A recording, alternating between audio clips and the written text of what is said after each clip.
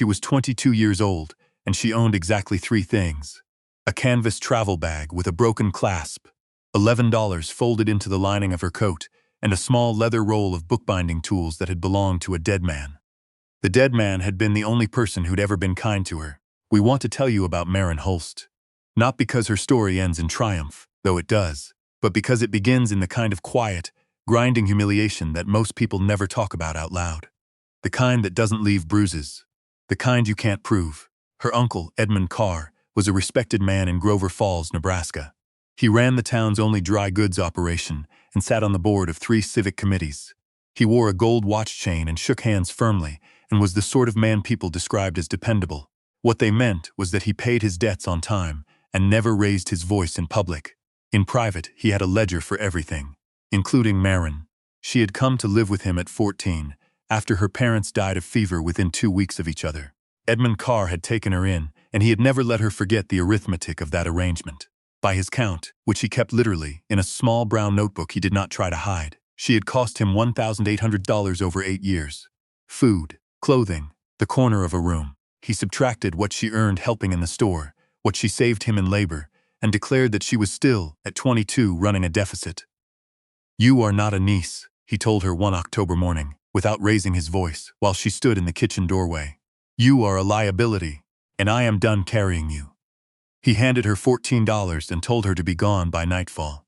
She left 11. She gave 3 to the woman next door, Mrs. Addie Pruitt, who had quietly slipped her bread and sympathy for 8 years and never asked for anything.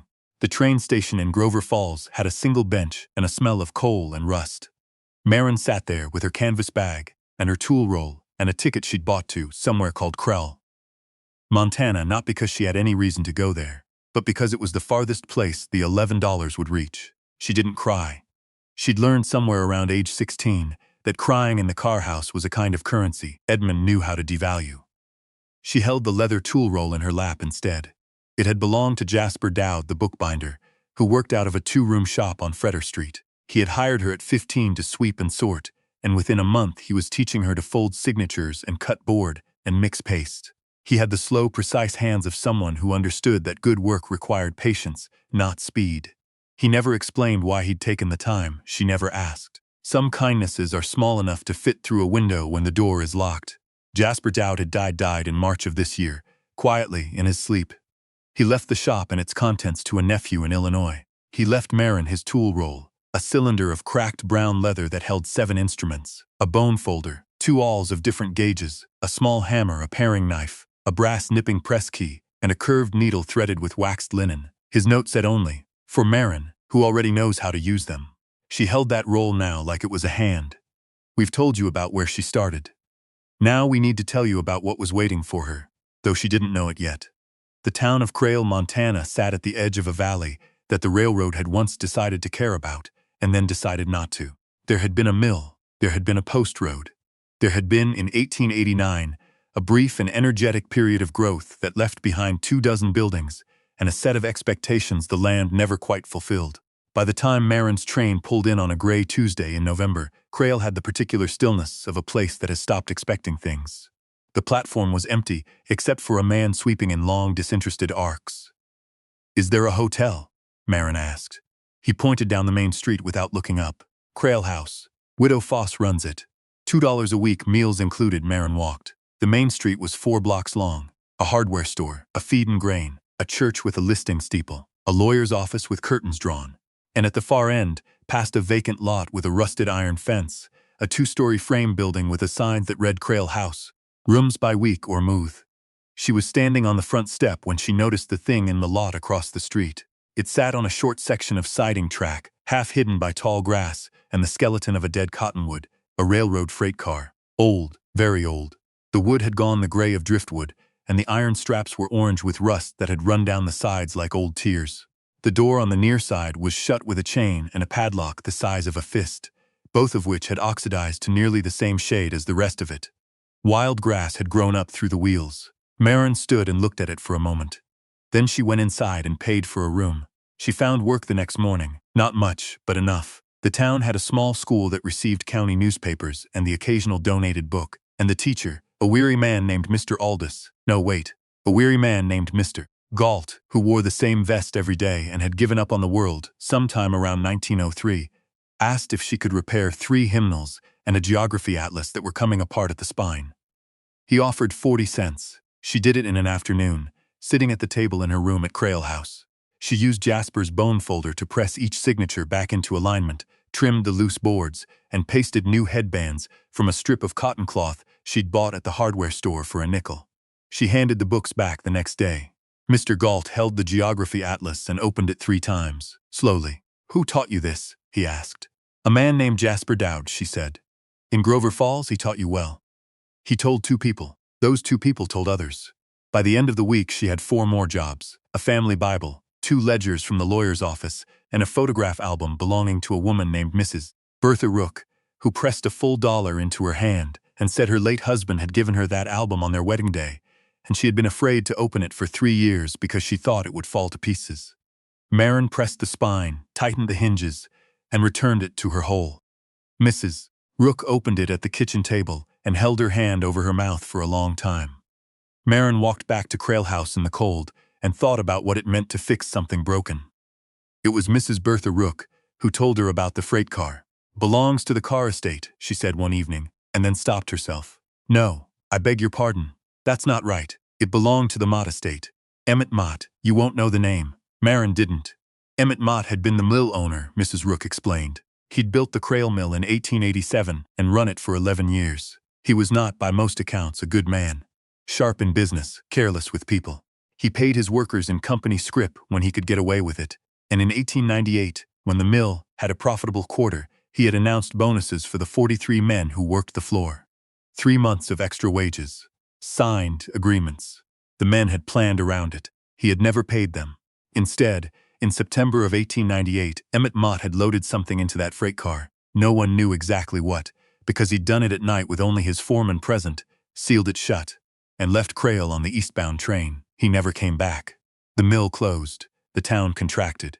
The freight car sat on the siding track because no one had the legal authority or the money to move it, and eventually the ownership passed through his estate into a kind of legal nowhere. "No one's opened it?" Maren asked. "No one could open it," Mrs. Rook said. "The lock is, well, you've seen it.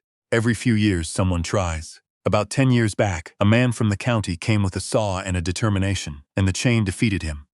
The lock is something special, a railroad security lock from back east. You'd need the key or a very large amount of patience with a hacksaw. What do people think is inside?" Mrs. Rook was quiet for a moment. "What people say is inside is those wages. The bonus money. 43 men's wages for 3 months. She folded her hands on the table. "Whether that's true or not, I couldn't tell you. Emmett Mott was the kind of man who might have taken it to spite them. Or he might have spent every cent in Denver. The car's been sitting there for 28 years. Maren walked back to her room and lay awake listening to the wind come down off the valley rim. The next morning she went to see the lawyer. His name was Mr. Phineas Webb, and he appeared to have been made entirely of gray. Gray hair, gray suit, gray complexion, gray office with gray curtains. He received her with the mild suspicion of a man who had learned that unexpected visitors usually wanted something. She asked him about the freight car. He blinked. Then he opened a drawer and removed a file so thin it seemed almost apologetic. "The Mott freight car," he said, as if identifying a very old and unpleasant acquaintance. "The estate has been settled and resettled twice. The last heir died in 1919. The car and the tract of land it sits on reverted to county property. The county has attempted to auction the lot twice. No one bid. What would a bid look like?" He studied her over his glasses. "The county would take any reasonable offer for the land and whatever is on it. The liability of the car, contents unknown, condition unknown, goes with it." He paused. "The last starting bid was $4. Maren had $8.30. She bought it for $4 and a handshake, Mr. Webb wrote out a bill of sale on county letterhead and told her she was either very optimistic or very foolish, and that in his experience these were often the same thing. She spent 2 days thinking about the lock. She was a bookbinder, not a blacksmith. But she understood tools. She understood the relationship between a thing and the force required to move it. The way Jasper had taught her that a well-made book was not just sewn together, but held together, each part doing its share of the work so that no single point failed. The lock was old. The chain was old. But old metal, she knew, went one of 2 ways. It hardened, or it became brittle. She borrowed a hacksaw from the hardware store owner, a deliberate man named Mr. Theo Beer, who lent it to her without comment and then stood in the lot doorway to watch, which she didn't mind. It took most of a morning. The chain was hard, but the link she'd chosen, the one that had collected the most moisture over the years, the one with the deepest rust, was the brittle kind. When it finally gave, it gave suddenly, and she sat down hard in the yellow grass. Mr. Burr walked over and helped her up. "You want company?" he asked. She thought about it. "Yes," she said. "Actually, yes." He went back to his store and returned with a pry bar. Together they worked the door. It hadn't been opened in 28 years, and the wood had swollen and the iron runners had seized, and it took another hour and a language Maren had never heard Mr. Burr use before. But then it moved, then it scraped, then it opened. The smell came first. Dry wood, old paper, mouse, and something else she couldn't name, something metallic and still. Then the light. Inside, 6 wooden crates stacked too high. A work table, bolted to the floor. On the table, a canvas satchel. And in the far corner, on a low wooden stool as if he had simply sat down to rest and never stood back up, the remains of a man. We should pause here and tell you what we think of moments like this one. Because Maren didn't scream, and she didn't run. She stood in the doorway and looked for a long time, and then she stepped inside. The man on the stool had been there long enough that there was nothing frightening left. There was only the quiet evidence of a life that had ended in a sealed room, in the dark, alone. He was old, or had been old. His clothes were the working clothes of a man who did physical labor. Heavy canvas trousers, a flannel shirt, boots that had been resoled at least twice. Around his neck on a cord was a small tin key. On the table beside the canvas satchel was a letter, folded once, addressed to whoever opens this. Mr. Webb came. The county sheriff came, a steady man named Harlan Off, who moved through the world as if he had already made peace with most of it. They removed the remains carefully, and with more dignity than the situation required, and Maren was grateful for that.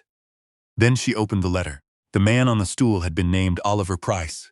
He had been, the foreman of the Crail Mill.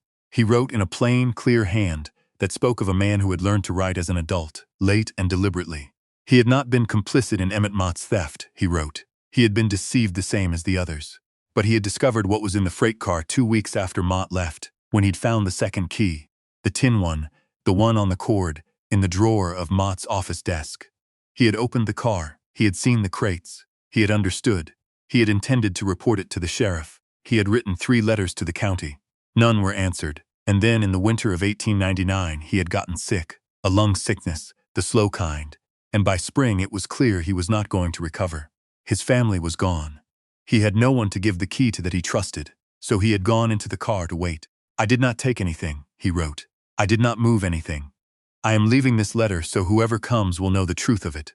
The wages are in the crates. I counted them myself. Every man's name is written on an envelope, and the amount is correct. Emmett Mott kept very careful records of his own theft. The ledger is in the satchel. What was owed in 1898 is still owed. I leave it to whoever reads this to decide what to do." He had signed it. Oliver Price, foreman, Crail Mill, March 1900. He had been in that car for 25 years before anyone found him. She opened the crates. The money was there. Not gold, paper currency and silver coin wrapped and labeled, 43 envelopes in a cedar box. Some of the bills were the old kind, the kind banks sometimes refused now, but most were still legal tender. She counted it twice, then had Mr. Webb count it, then had Mr. Burr count it. The ledger in the satchel was Emmett Mott's own hand. Names, amounts, dates, signatures. 3 months of promised wages, documented with the obsessive precision of a man who trusted nothing, including his own memory.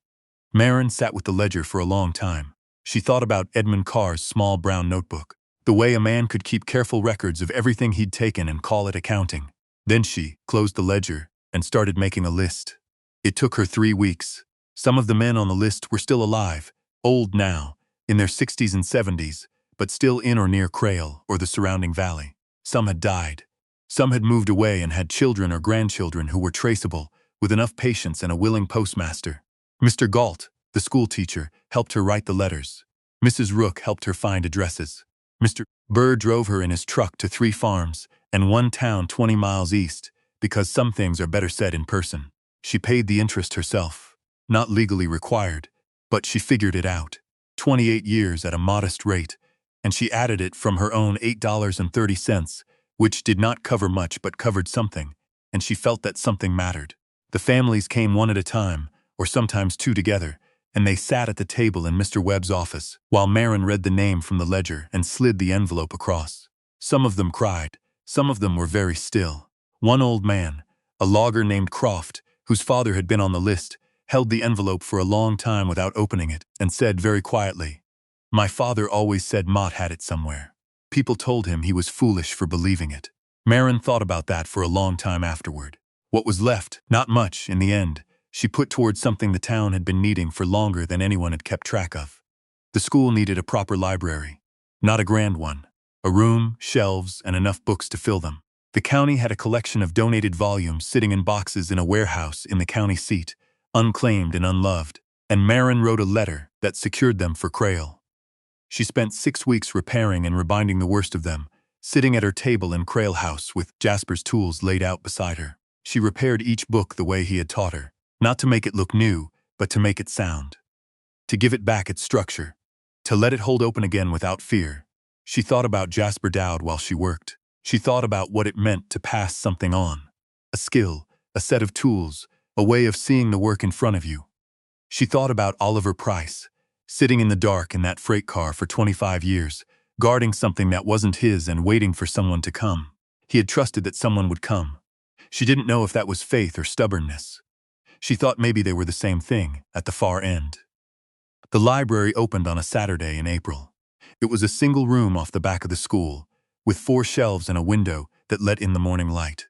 There were 127 books, all repaired, all cataloged in a ledger Maren had made herself. Sewn signatures, linen-covered boards, her own hand on the spine. Crail School Library, 1926. The children came and ran their hands along the spines the way children do when they suspect a book might contain something meant exactly for them. Mrs. Rook stood in the doorway and watched and said nothing for a long while. Then she said, "What are you going to do now?" Maren was standing at the window. The freight car was still visible from here, across the lot, empty now and door standing open. Someone had propped it with a piece of timber so it wouldn't swing shut. "I'm going to stay," she said. It was not a decision she had planned.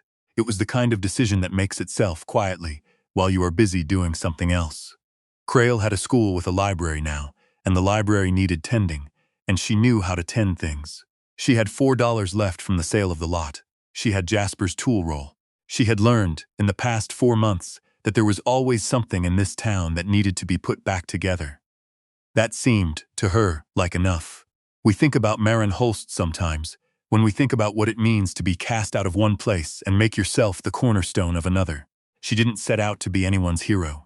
She bought a piece of frozen, forgotten ground for $4 because it was the farthest thing she could reach with what she had, and then she opened what was inside it, and she did the right thing with what she found. She didn't find gold. She found wages. She found a dead man who had kept faith in the dark for 25 years. She found 43 names in a ledger, and she found that names, properly honored, have a way of building something. Oliver Price had waited for someone to come. Edmund Carr had handed her $14 and told her she was a liability. Jasper Dowd had handed her a roll of tools and told her she already knew how to use them. Of all the things she was handed, the tools were the ones that built a life. And for our question today, we want to know, has there ever been a moment in your life when something someone handed you, or something you found in an unlikely place, turned out to carry more weight than anyone realized? Tell us in the comments. We read everyone. And if this story stayed with you, stay with us. There are more waiting, and we'll be here when you're ready.